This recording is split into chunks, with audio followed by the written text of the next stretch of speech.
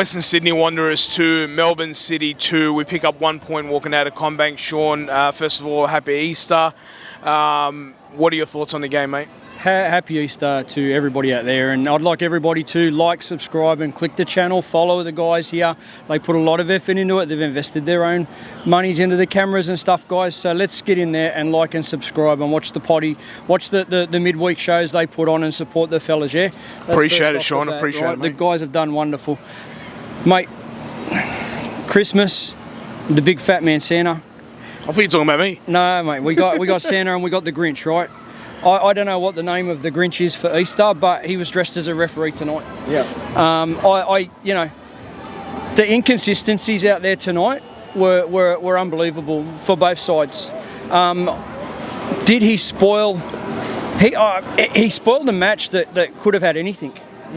But I think once we got to 2-0, the game changed, and we just didn't seem to have that intensity anymore.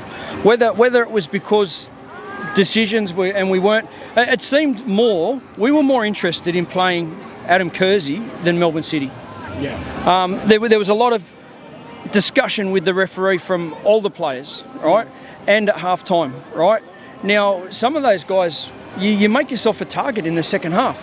Absolutely. You know, Panther, yeah, mate, brilliant game, but if you make yourself the target of a referee, right, you've got to be, the ref's like, oh, you got into me in the first half, I'm just going to give you, clear.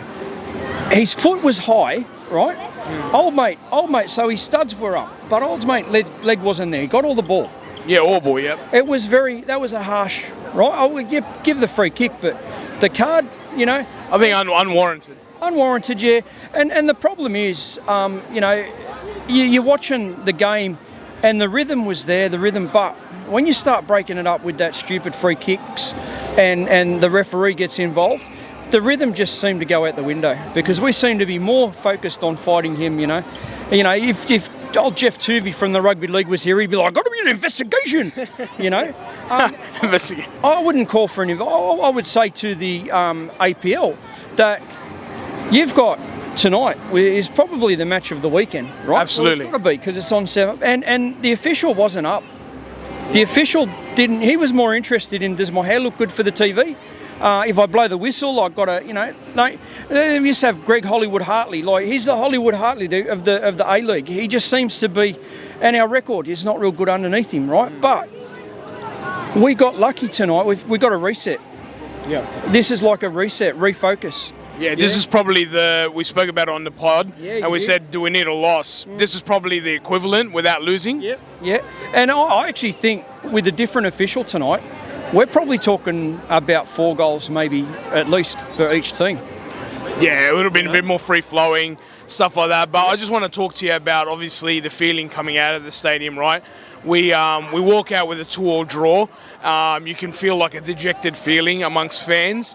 Doesn't that speak to how far we've come as a team where even a draw's not good enough? Well, no, I actually think that people are walking away from here tonight saying that we've got out of jail, right? We dodged the bullet, that could have been a loss. A very easy loss, right? A couple of great saves by Lawrence, Yep.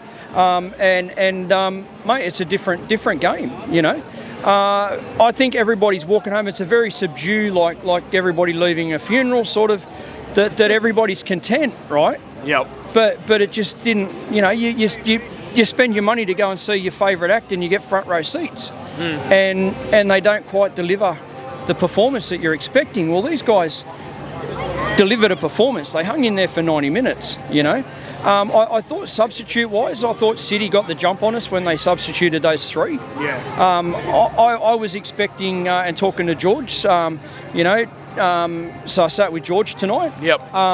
Mate, it drove my old mate Uncle Roger over there nuts. We did, right, me and George and the people in front, and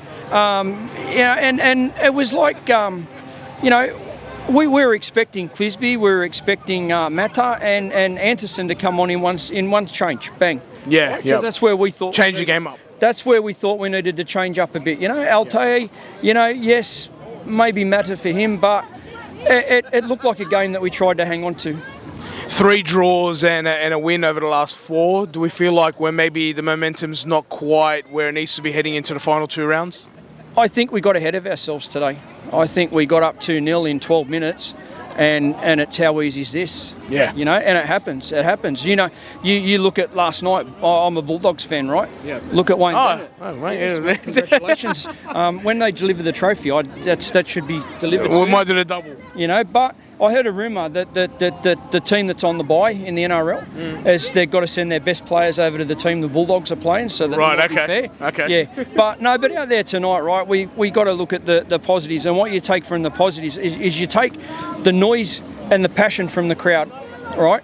And you take the moment I take from tonight was when the RBB went quiet, and then when they burst out.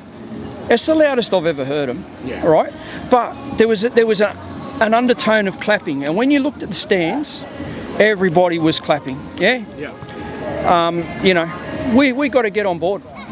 Well, look, we go away now. Last 2 rounds, we've got Newcastle, then we've got Macarthur, which is sort of like almost a home game. Yep. We've got to pick it up by next Saturday. Final words before next week? Newcastle, everybody be safe. Long weekend, double demerits. Please be safe going up to Newcastle, right? You don't need to give any more government money, like hand money over. You pay enough tax, people. So please be safe, you know, carpool, have some fun up there. And Newcastle, there's some old boys from here. It's going to be a difficult one because they've got a point to prove. They've got an opportunity to peg us back, you know. At the moment where we sit, we're going to miss, you know, we're in that position where we miss Sydney FC in our final home game.